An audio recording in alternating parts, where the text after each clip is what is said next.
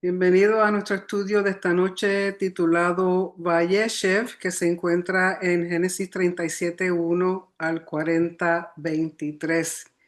Y comenzamos como siempre con la bendición de la Torá que dice así: Baruch atah Adonai Eloheinu melech haolam asher bahar banu amim benatan lanu et torato. Baruch atah Adonai noten haTorah. Amén. Bendito eres tú, Adonai, Elohim nuestro, Rey del universo, que nos ha escogido de entre todos los pueblos y nos dio su Torah. Bendito eres tú, Adonai, dador de la Torah. Amén. Así que bienvenidos todos de nuevo a nuestro estudio de la Torah en esta semana. Como les decía, Vayeshev, que se encuentra en Génesis 37:1 al 40:23. Y se puede traducir Vayeshev como y él se asentó o él se estableció.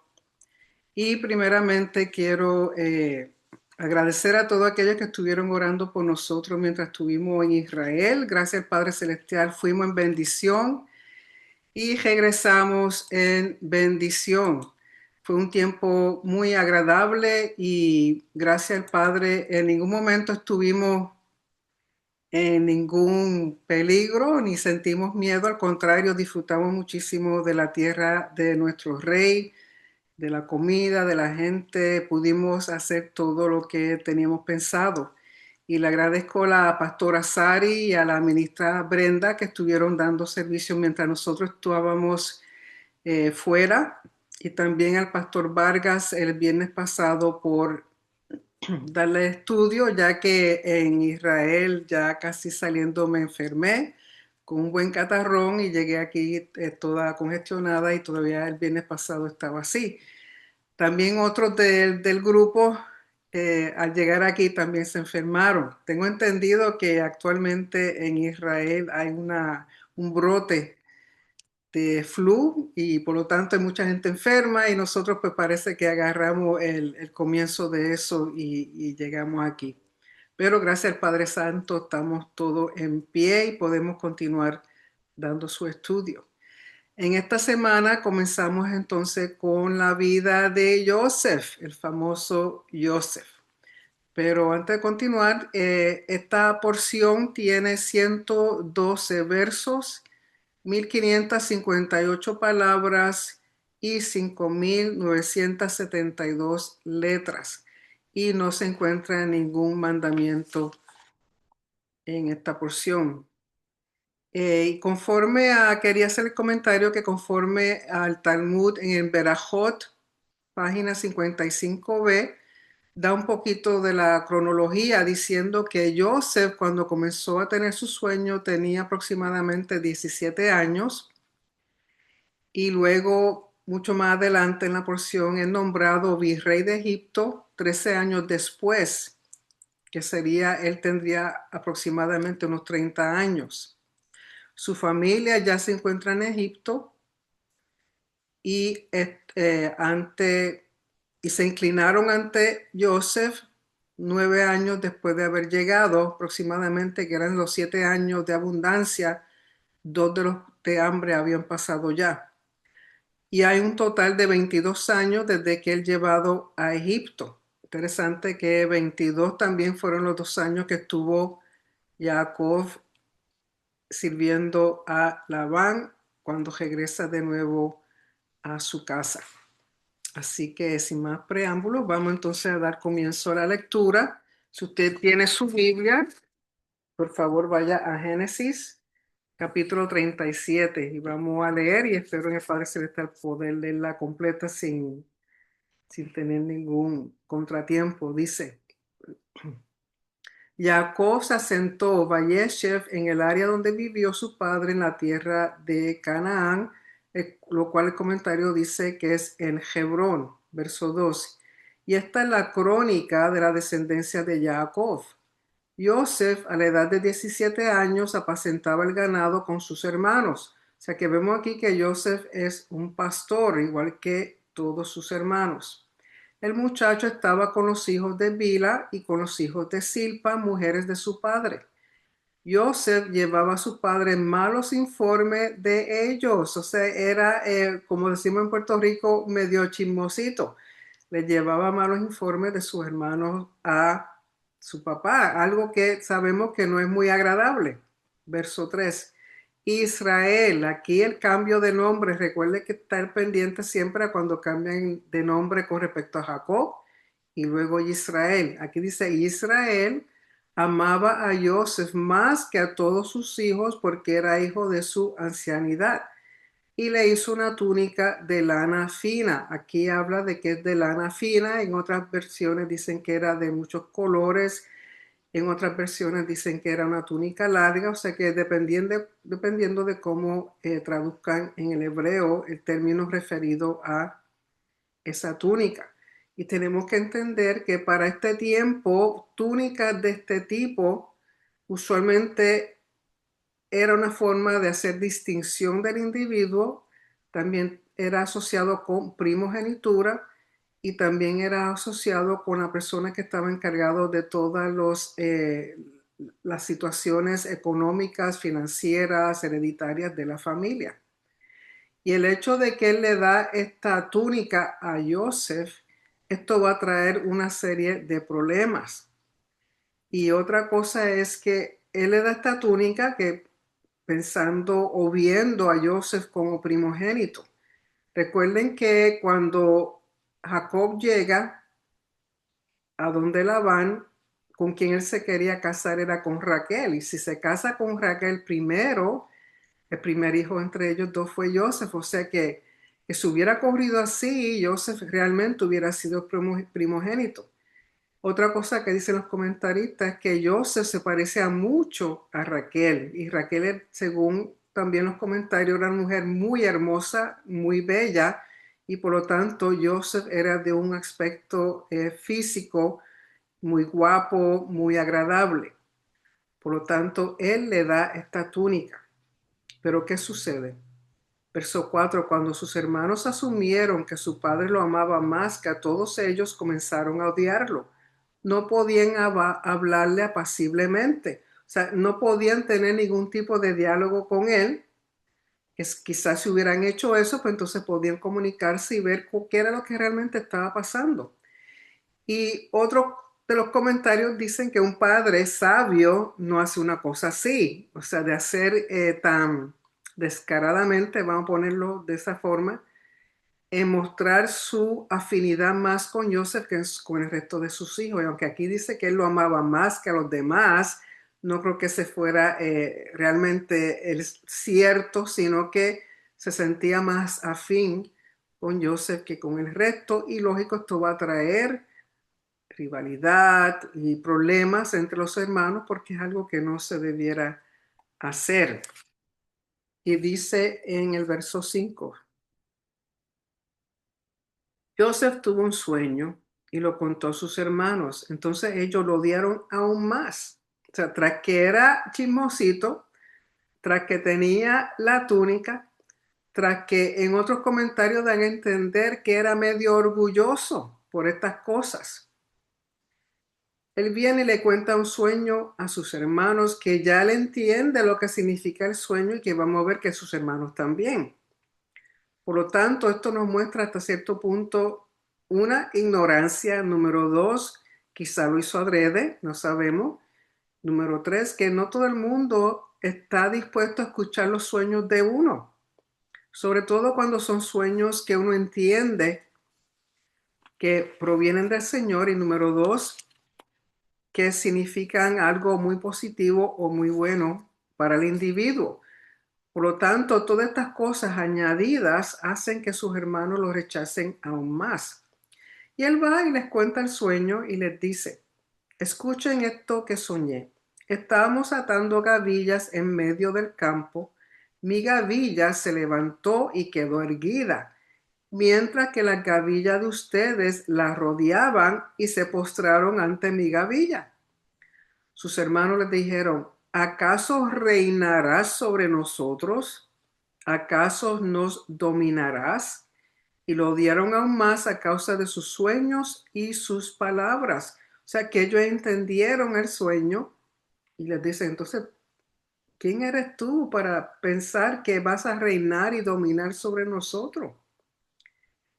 Pero Joseph le hace el sueño, le cuenta que estoy segura que él entendía lo que significa y por lo tanto sus hermanos ahora tienen aún más rabia y más, dicen odio, que es posible que sí lo odiaban, que, y esto está causando ya una serie de problemas en la familia.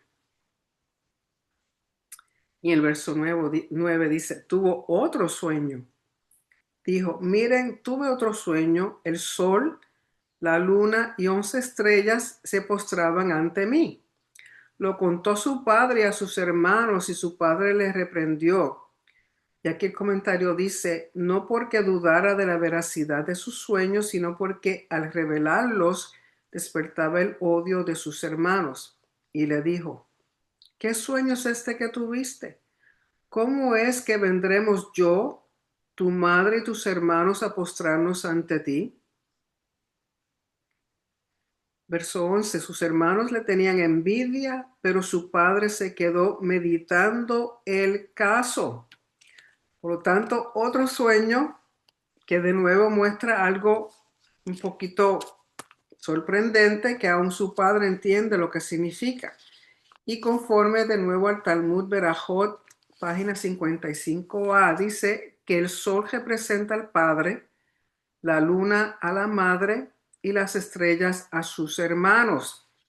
¿Qué sucede? Tenemos que entender que para este tiempo los sueños serán vistos como mensajes de los dioses, lo cual,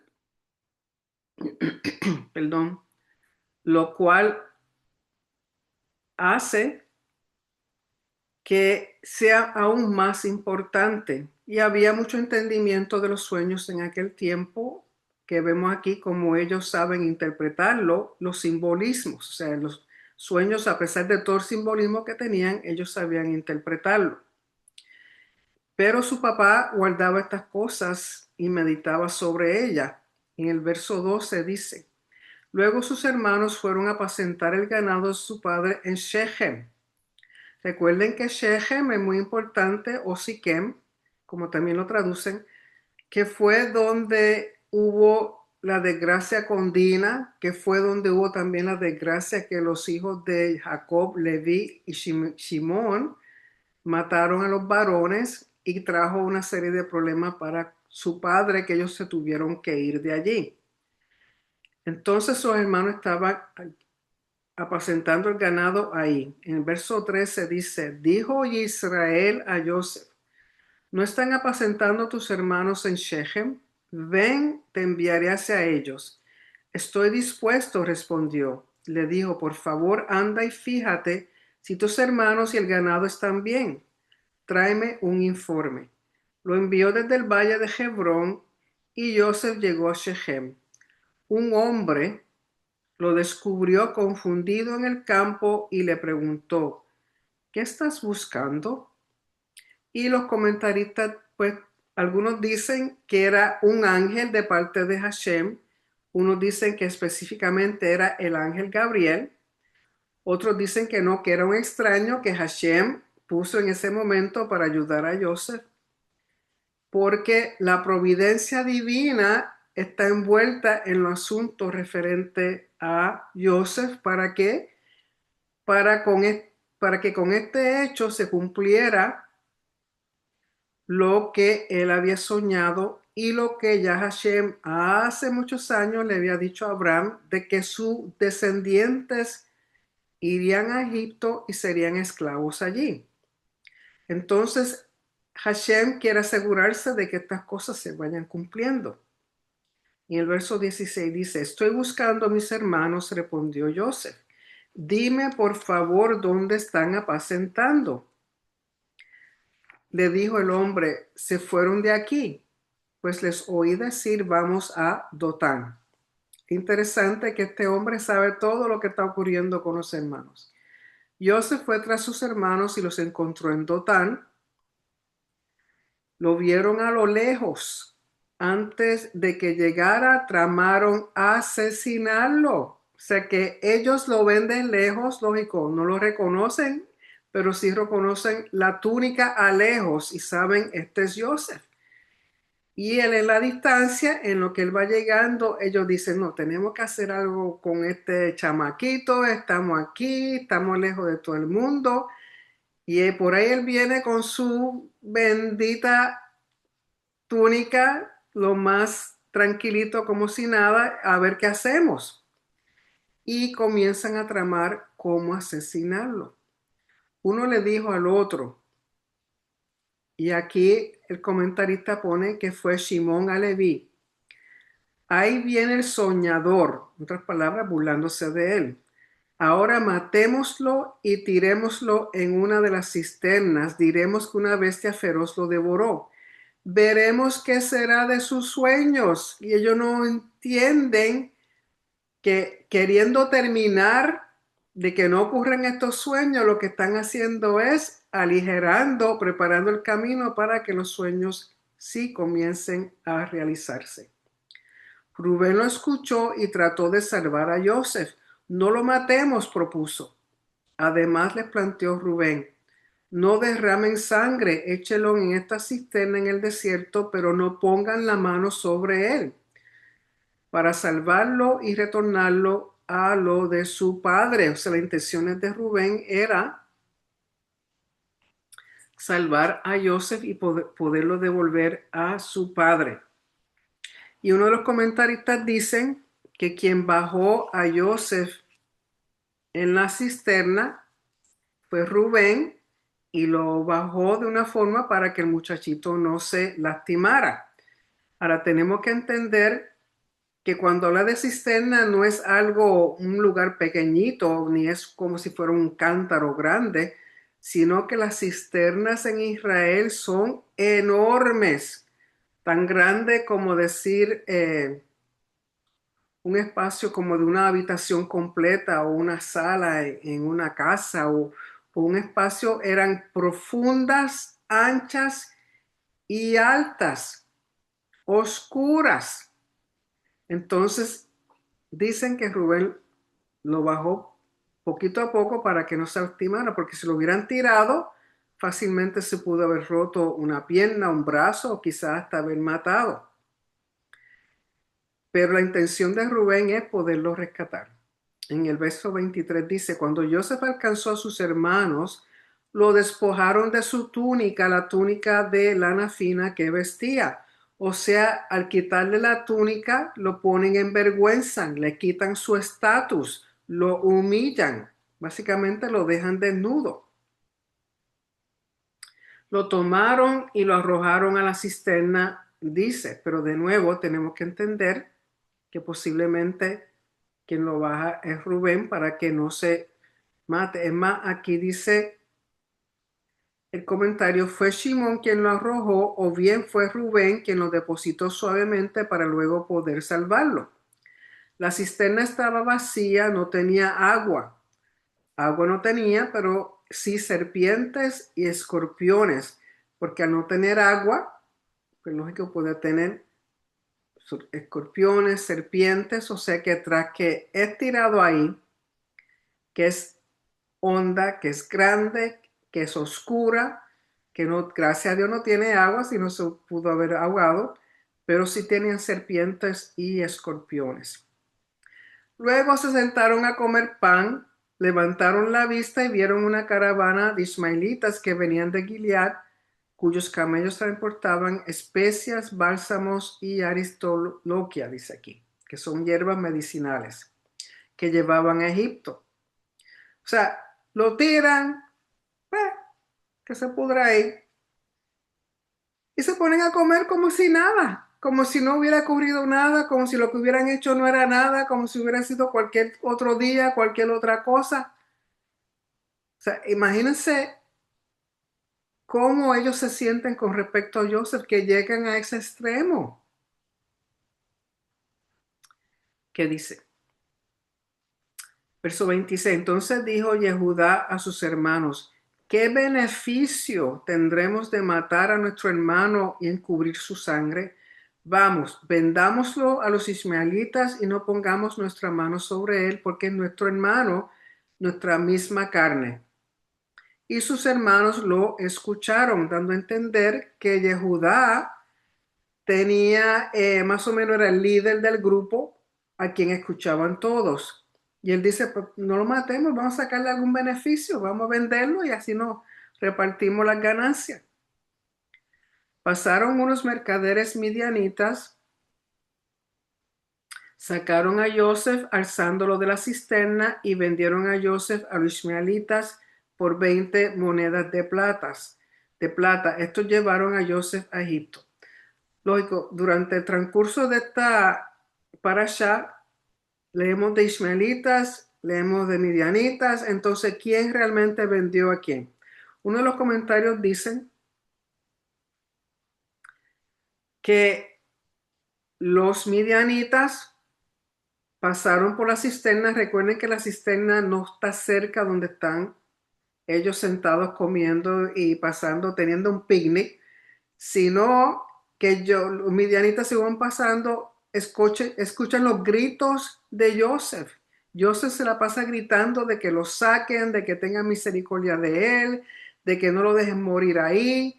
Entonces, los hermanos no hacen caso, ellos se han alejado, pero pasa esta caravana y el comentarista da a entender que ellos son los que sacan a Joseph y de camino entonces los venden a los ismaelitas. Porque aquí luego dice en el verso 29, cuando Rubén retornó a la cisterna, resulta que Joseph ya no estaba. Entonces rasgó sus vestimentas y tornándose hacia sus hermanos les dijo, el muchacho no está y yo, ¿a dónde iré yo? Recuerden que siendo el primogénito, se sentía responsable por sus hermanos, sobre todo Joseph, que es de los más pequeños. Lo venden por 20 monedas de plata, que para aquel entonces posiblemente el precio de un esclavo.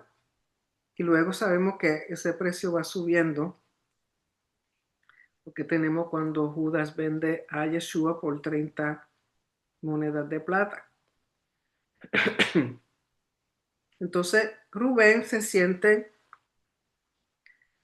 asustado porque dice, ¿qué voy a hacer ahora? Ya el muchacho no está, porque recuerden que la intención de él era sacarlo y regresarlo. El verso 31 dice, tomaron la túnica de Joseph, degollaron un macho cabrío, y aquí el comentario dice, cuya sangre es similar a la humana, y remojaron la túnica en la sangre. Luego enviaron la túnica de lana fina y fue llevada ante su padre. Encontramos esto, dijeron. Reconoce por favor si es o no la túnica de tu hijo. Es interesante porque los comentarios dicen que quien hace la pregunta específicamente de que reconoce o identifica, por favor, si es o no la túnica de tu hijo, es Yehudá. Y hacen esa correlación porque cuando el asunto de Yehudá con Tamar, en el verso 25 del capítulo 38,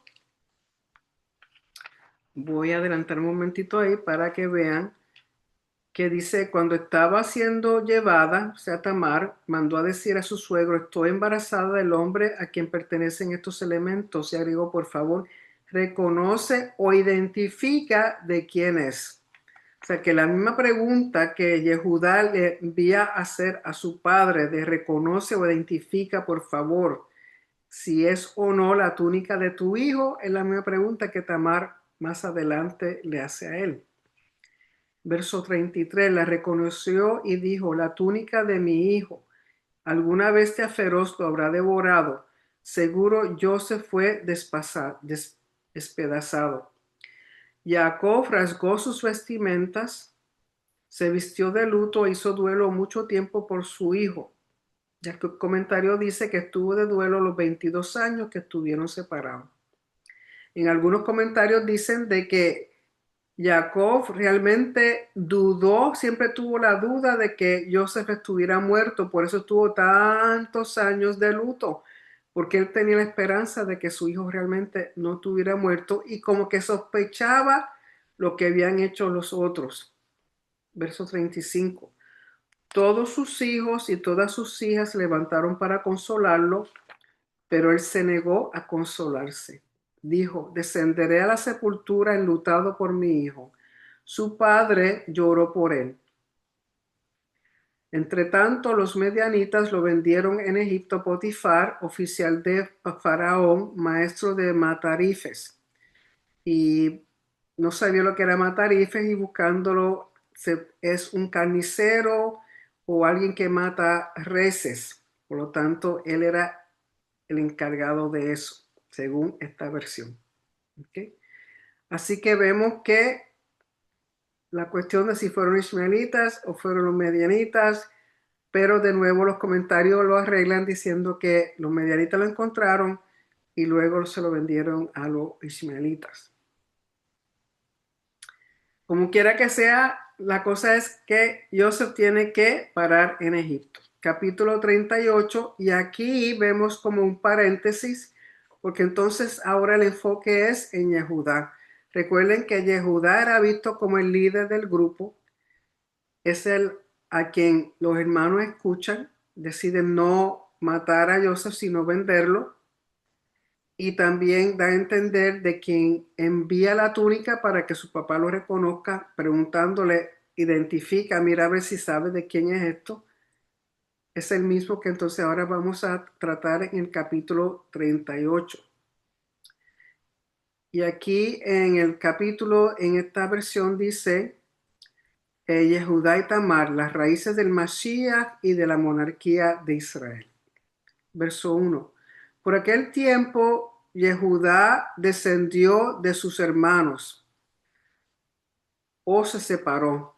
Entonces, utilizan en el hebreo el término descendió porque ven que en este momento, al Yehudá separarse de su familia, apartarse, realmente en un sentido espiritual descendió por lo que había ocurrido. Entonces, en otros comentarios dan a entender que los hermanos, entre uno y los otros, porque se habían jurado uno al otro de no decir que era lo que había pasado, llega un momento en que entre ellos mismos comienzan a discutir por lo que habían hecho, se sentían culpables. Entonces básicamente le echaban la culpa a Yehudá porque fue a quien tú dijiste que lo vendiéramos, Rubén quería llevárselo, si hubiéramos dejado que Rubén lo sacara y se lo llevara, no estaríamos en este problema, tanto sufrimiento a nuestro padre, no se consuela, o sea, que comenzó también entre ellos mismos esto a causar una separación, y Yehudá se separa por completo. Dice, se apartó y se dirigió a lo de un hombre de Adulam, cuyo nombre era Gira. Allí Yehudá vio a la hija de un comerciante llamado Shua. Se casó y cohabitó con ella. Ella concibió y tuvo un hijo, y él lo llamó Er. Concibió otra vez, tuvo un hijo, y ella lo llamó Onán. Y volvió a concebir, tuvo un hijo, y ella lo llamó Shela. Fue en Kesib que lo dio a luz. Yehudá tomó una esposa para Er, su primogénito, cuyo nombre era Tamar. El primogénito de Judá, era malo a los ojos de Hashem, y Hashem le causó la muerte. Imagínense si era tan malo que Hashem mismo le causa la muerte, en otras palabras, eh, muerte a manos del cielo. Otra forma es la palabra karet. Entonces Yehudá le dijo a Onán, cásate con la mujer de tu hermano y cumple con ella el deber del levirato, estableciendo descendencia para tu hermano. Y sabemos que el mandamiento del levirato, como está, se encuentra en Deuteronomio 25, versos 5 al 10. Y aunque es parte de los mandamientos, cuando la Torá se entrega, era ya una costumbre, algo que se hacía durante este tiempo. Porque recuerden que el nombre de un individuo es muy importante, sobre todo si tiene que ver con familia, con herencia, que ese individuo no se ha olvidado, que esa herencia continúe, que eso no se pierda, sobre todo cuando tiene que ver con las tribus de Israel. Pues entonces, Yehudá le pide a Onán que se case con la viuda, que es lo que se hacía cuando hermanos vivían bajo el mismo techo. Si enviudaba, uno de ellos moría, y la viuda, entonces el próximo hermano en línea tenía el derecho de casarse con la viuda para procrearle herencia o descendientes al difunto.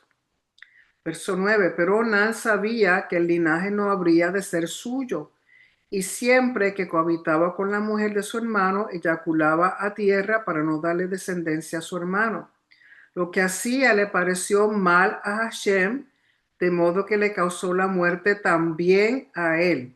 El también aquí, según los comentaristas, da a entender que lo que Onán estaba haciendo era lo mismo que hacía Ahora, la razón por la cual no quería tener descendientes con Tamar no se sabe, pero sí sabemos que Onán no lo quería saber porque sabía que ese muchachito no se le iba a adjudicar a él como heredero, sino a su hermano que había fallecido. Pero esto es algo que a Hashem no le agrada.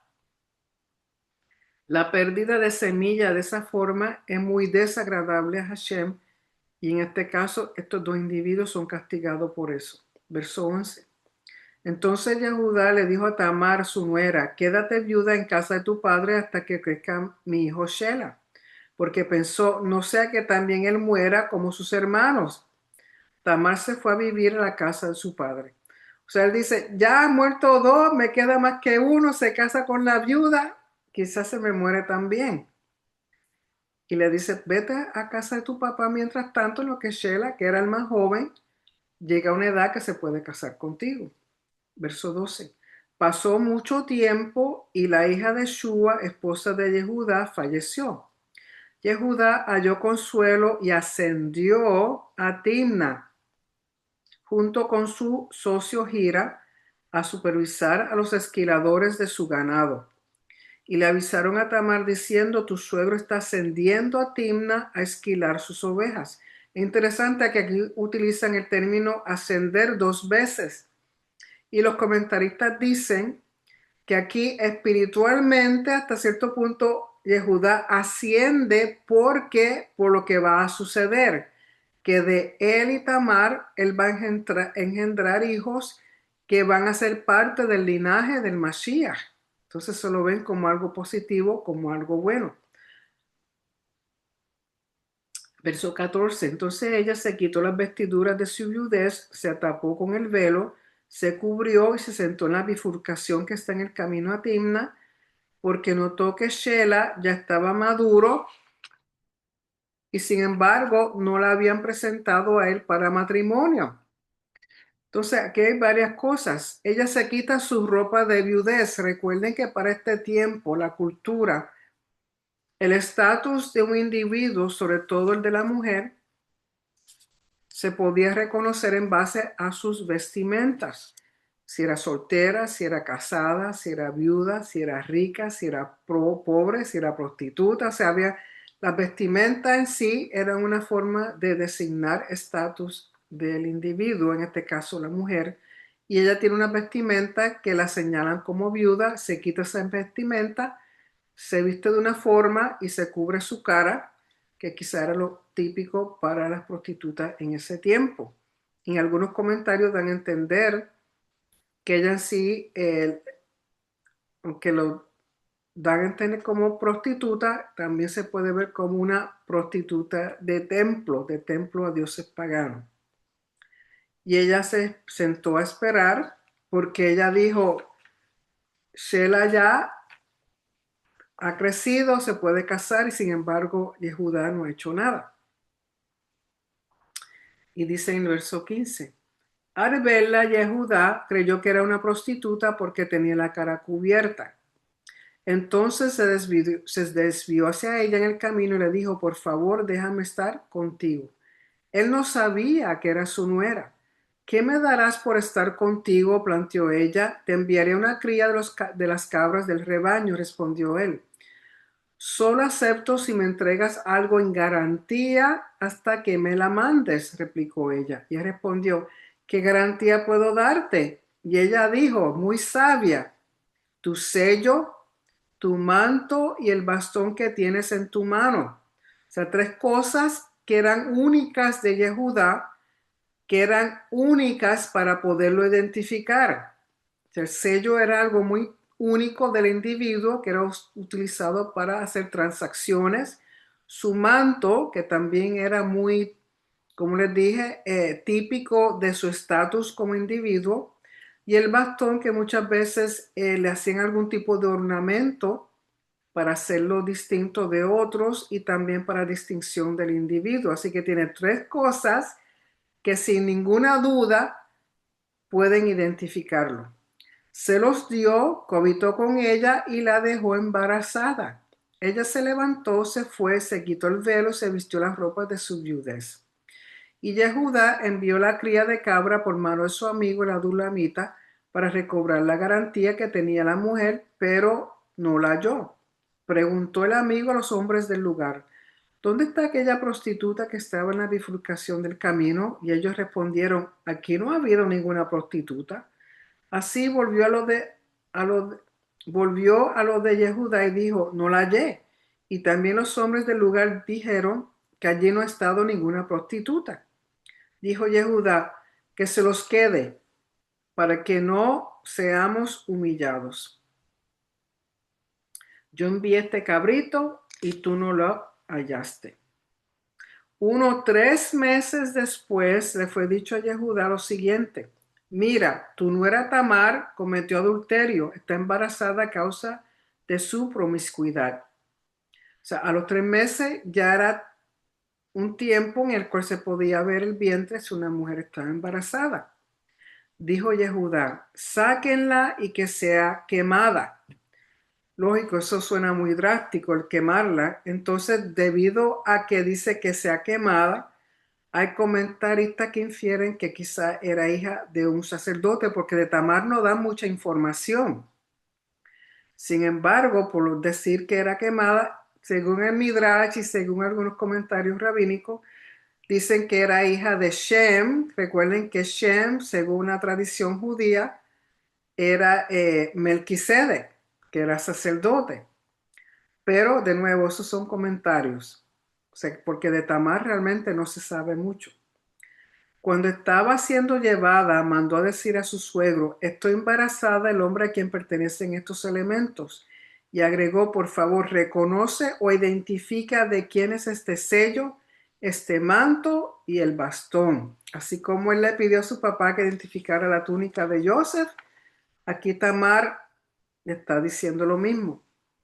¿Qué sucede? Yehudá lo reconoció y dijo: ella es más recta que yo, tienes razón, es mío, porque no le di a Shelah mi hijo. O sea, lo que ella hace, él lo considera que es una justificación por él no cumplir con lo que le había dicho que iba a hacer. Y además, ella necesitaba tener hijos que hubieran herederos. Y dice aquí el verso: y no continuó intimando con ella, mientras que otros interpretan que no dejó de intimar con ella. O sea que hay eh, dos comentarios, uno que continuó con ella y otros que dicen que él no continuó con ella. Cuando llegó el momento de dar a luz, había mellizos en su vientre. En el alumbramiento, uno sacó la mano. La partera tomó un hilo rojo y se lo ató diciendo: este salió primero. Pero luego retiró su mano y salió su hermano. Y ella dijo: ¿cuánta fuerza hiciste para imponerte? Que en hebreo la palabra paretz, y por eso lo llamó Pérez. Y después salió su hermano, el que tenía en la mano el hilo rojo, y lo llamó Zerach, que significa brillo, por el brillo del hilo rojo. ¿Y cuál es la importancia de esto?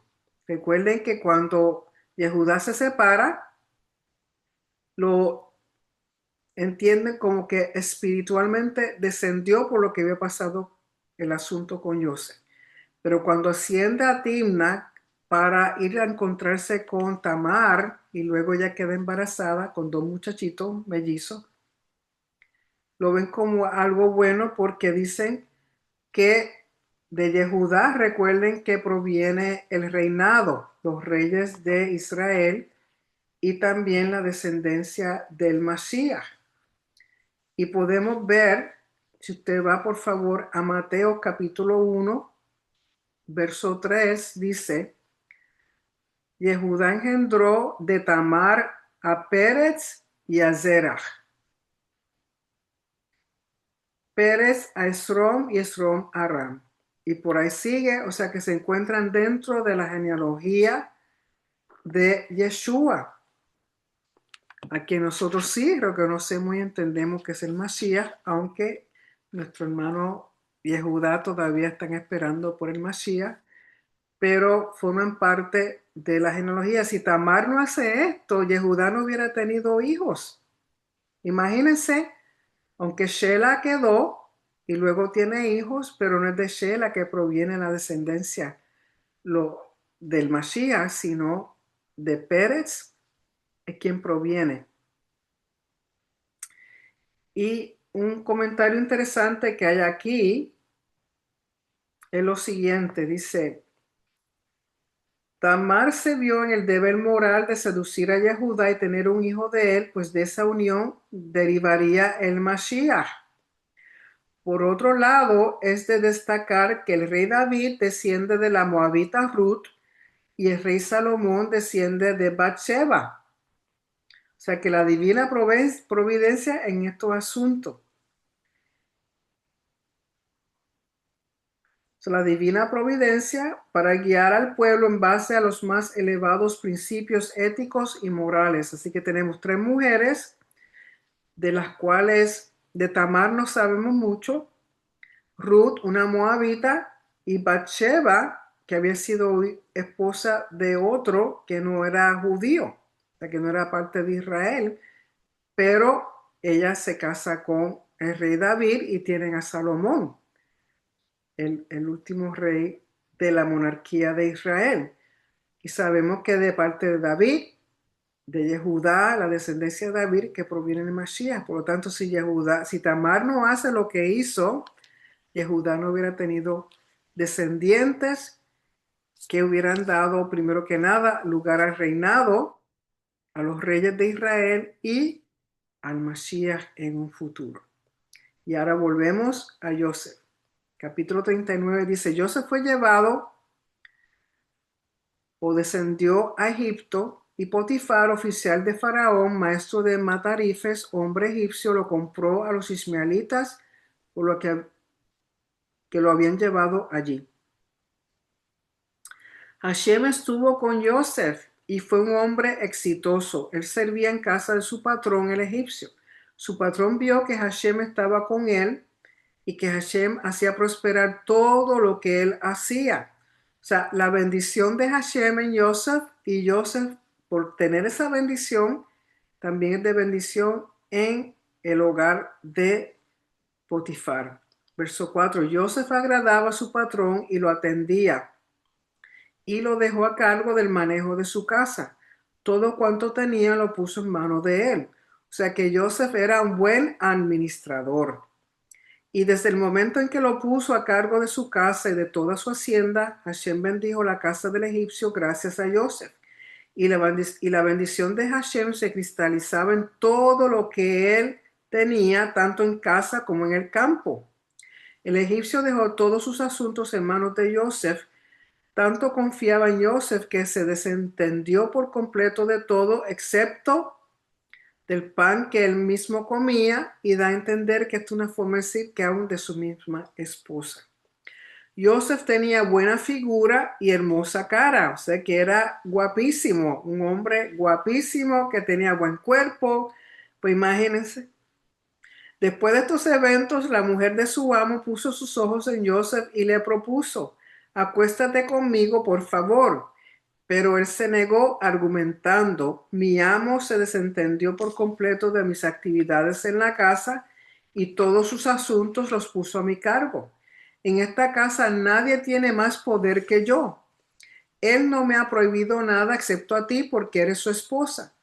¿Cómo he de hacer esta gran maldad y pecar contra Elohim? O sea, recuerden que Joseph proviene de Jacob, que era un hombre que se sentó a los pies de su abuelo Abraham, que aprendió de Abraham, de su padre Isaac, que era un hombre que entendía la bendición, entendía lo que era la primogenitura. Por lo tanto, muchas cosas buenas le transmitió a Joseph y Joseph nunca se olvidó de esas cosas. Y entendió que él tenía que mantenerse fiel y leal a Elohim, de que si él hubiera hecho caso a esta señora, que era esposa de su patrón, hubiera cometido adulterio y número dos, le hubiera cometido una falta grandísima a su patrón que había confiado todo en él. O sea que, y además Joseph era bendecido y estaba bendiciendo la casa de Potifar. Por lo tanto, él sabía que él no podía hacer eso. Y pudo haberlo hecho porque él estaba a cargo de todo y nadie lo estaba vigilando porque su patrono era tanta la confianza que tenía en él que no tiene que estar vigilando qué estaba haciendo Joseph, cómo hacía las cosas. Él sabía que lo estaba haciendo todo bien porque había bendición y había bendición en abundancia. Y eso es algo que también nosotros podemos o debiera la gente ver en nosotros que somos bendecidos de parte de Hashem y nosotros debiéramos ser bendición a nuestra familia, a nuestros hogares, en nuestros trabajos, donde quiera que nosotros estamos, porque eso es parte de las bendiciones del pacto. Y Joseph entendía eso muy bien y no le hacía caso a esta señora. Verso 10 dice, a pesar de que ella le hablaba a Joseph diariamente, usted sabe lo que todos los días tener una mujer que puede ser que era una mujer guapa, una mujer de estatus, una mujer que tenía posición por causa de su esposo, que era dueña y señora de todo lo que también su esposo tenía. Y ella ahí todos los días, mira, nene, acuéstate conmigo, mira que, imagínense eso todos los días. Una, Joseph es joven. Número dos, no sabemos, puede ser que nunca antes de ella ha estado con nadie. Número tres, podía hacerlo acalladito y nadie se enteraba porque él estaba encargado de todo.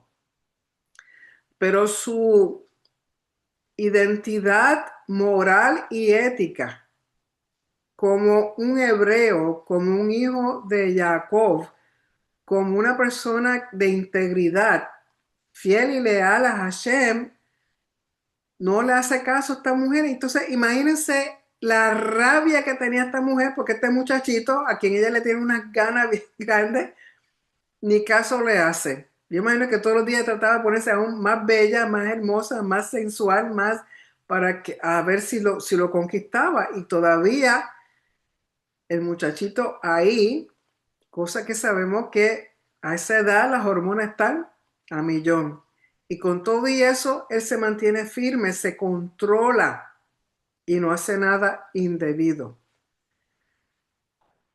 Y dice, a pesar de que ella le hablaba a Joseph diariamente, él no le prestaba atención. Él no se acostó junto a ella ni perdió su tiempo con ella. Resulta que aquel día Joseph entró en la casa para hacer su trabajo y nadie del personal estaba allí en la casa. Y aquí el comentario dice, aquel día era la fiesta nacional de Egipto, el día en que el Nilo rebalsaba y todos se reunían a sus orillas para idolatrarlo. Todo menos Joseph. Por eso estaba solo él en el palacio y aprovechando esa circunstancia, sabiendo que Joseph no participaría de los festejos idólatras, ella se disculpó de asistir alegando sentirse indispuesta y de ese modo logró quedarse a solas con él. Ella lo agarró de su vestimenta. Acuéstate conmigo, le imploró, pero él dejó su ropa en manos de ella y huyó hacia afuera, como decimos en Puerto Rico, a huir. Cuando ella vio que le había dejado la ropa en su mano y había escapado afuera, llamó a los sirvientes de su casa y les dijo, vean, nos trajo un hebreo para que se divierta con nosotros. Se acercó a mí para acostarse conmigo y yo grité. Imagínense la rabia de esa mujer. Cuando me oyó gritar y pedir socorro, dejó su ropa a mi lado y salió corriendo. Ella guardó consigo la ropa de él hasta que volvió a casa el patrón. Y entonces le contó esa misma historia. Le dijo, el sirviente hebreo que nos trajiste se acercó a mí para divertirse conmigo. Pero cuando elevé mi voz y grité, él abandonó su ropa a mi lado y huyó afuera.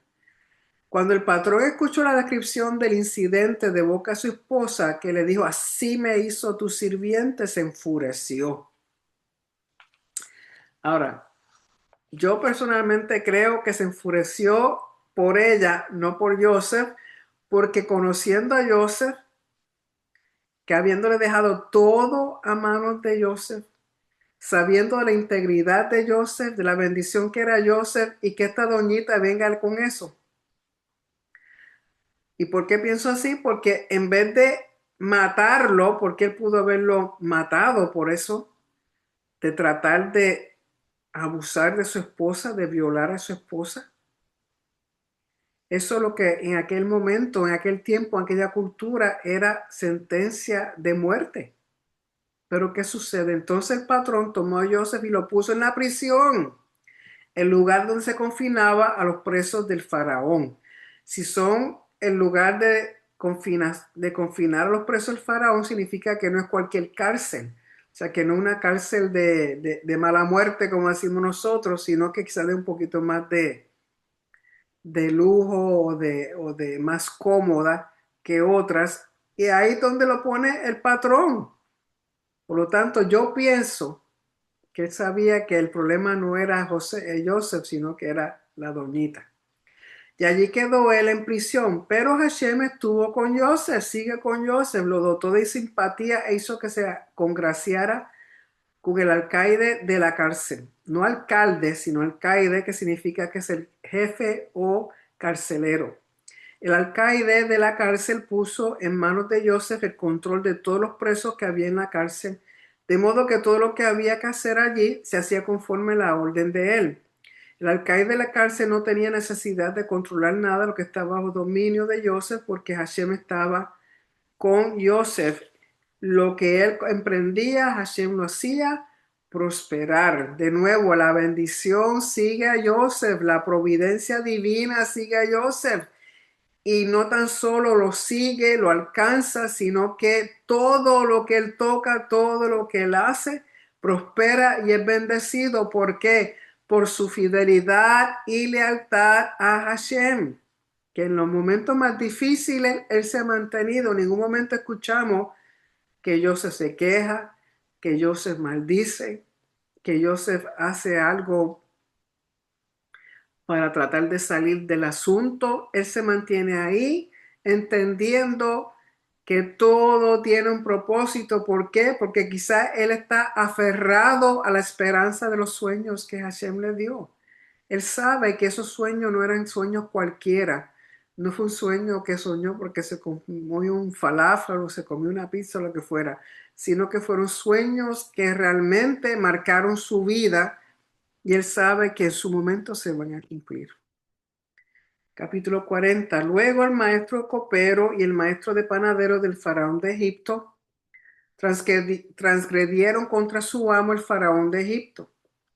Faraón se enojó contra sus dos oficiales, el maestro de coperos y el maestro de panaderos, y los recluyó en la guardia de la casa del maestro de Matarifes, en la prisión donde estaba confinado Joseph. El maestro de Matarifes encargó a Joseph que estuviese con ellos y él los atendía. Estuvieron un año en prisión, o sea que sabemos el tiempo que Joseph lleva ahí, mucho tiempo. Ambos tuvieron un sueño. Ambos, el copero y el panadero de Faraón de Egipto, que estaban confinados en la cárcel, tuvieron su sueño en la misma noche. Cada cual era un simbolismo a descifrar. Por la mañana, Joseph se acercó a ellos, los observó y notó que estaban turbados. Les preguntó a los oficiales de Faraón que estaban con él en la prisión de la casa de su amo, ¿por qué se ven tan turbados hoy? Y le respondieron, tuvimos un sueño y no hay quien lo interprete. Solo de Elohim son las interpretaciones, le respondió Joseph. Por favor, cuéntenmelo. Entonces el maestro de copero le contó su sueño a Joseph. Le dijo, estando yo en mi sueño, vi una vid delante de mí. En la vid había 3 sarmientos y ella, como que floreció, surgieron sus agracejos, o sea, sus primeras uvas.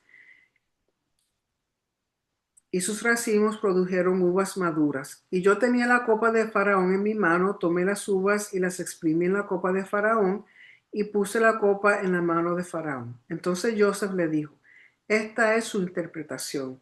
Los 3 sarmientos equivalen a 3 días. Dentro de 3 días, Faraón te tendrá en cuenta y te restituirá en tu puesto y pondrá la copa de Faraón en su mano como solías hacer antes cuando era su copero. Cuando las cosas te vayan bien, recuerda por favor mencionarme ante Faraón. Quizás pueda sacarme de este lugar. Porque fui raptado de la tierra de los hebreos y al llegar aquí no hice nada para que me confinaran en este pozo. Cuando el maestro de panaderos notó que Joseph era capaz de interpretar bien, le dijo a Joseph, también yo soñé. Mira, había 3 canastos de mimbre trenzados sobre mi cabeza. En el canasto superior había toda especie de manjares para Faraón, productos artesanales de panadería. Y las aves los comían del canasto que estaba en mi cabeza.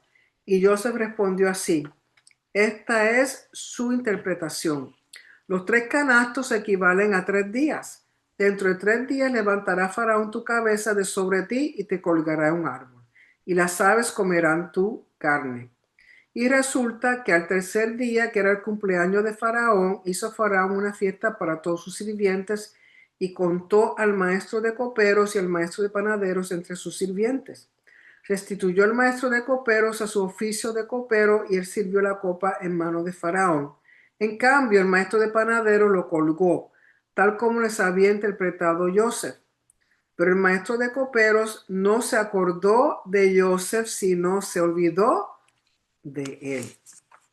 Por lo tanto, comienza la porción hablando de sueños, los sueños de Joseph.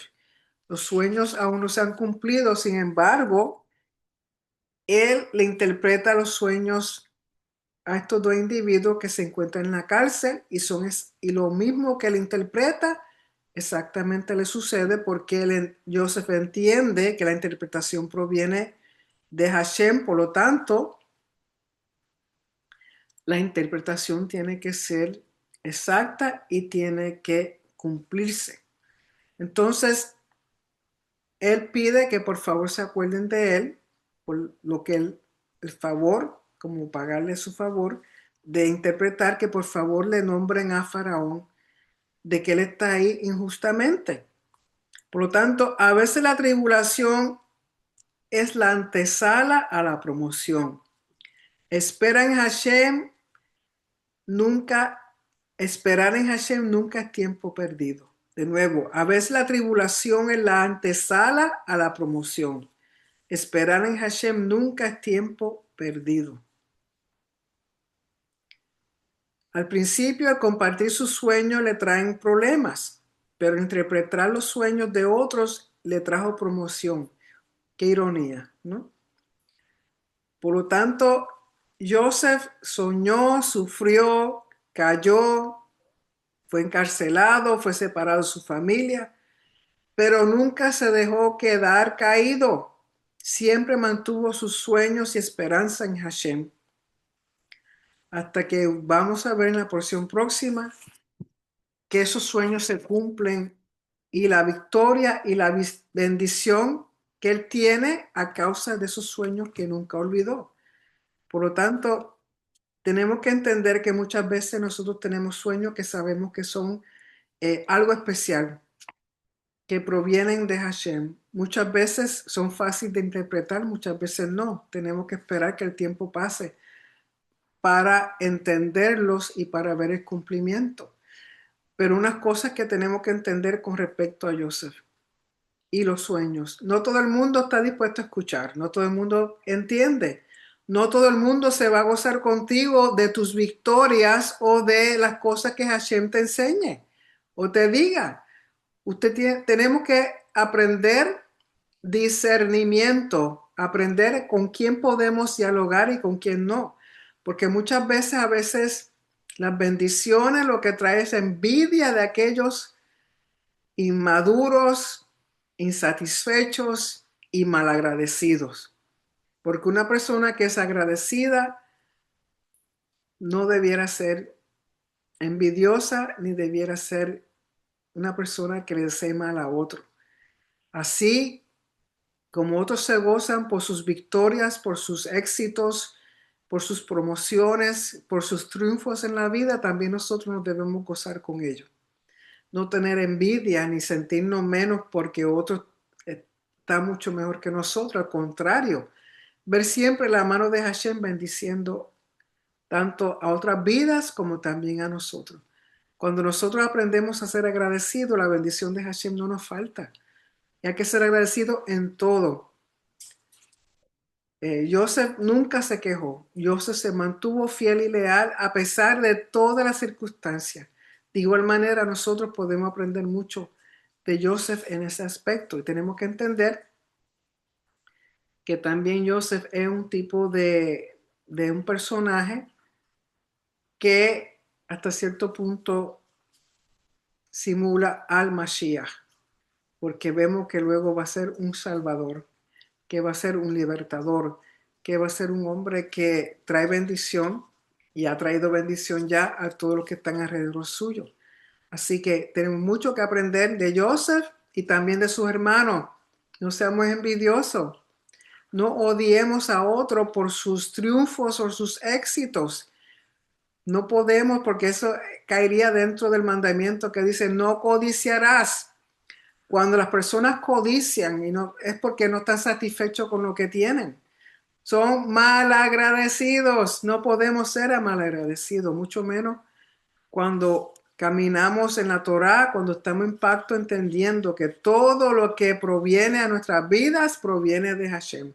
Él es nuestro Rey soberano, nosotros somos sus vasallos, sus siervos, estamos aquí para servirle, honrarlo, exaltarlo, reconocerlo en todo, eh, hablarle a otros de Él y siempre confiar en que su mano está sobre nosotros.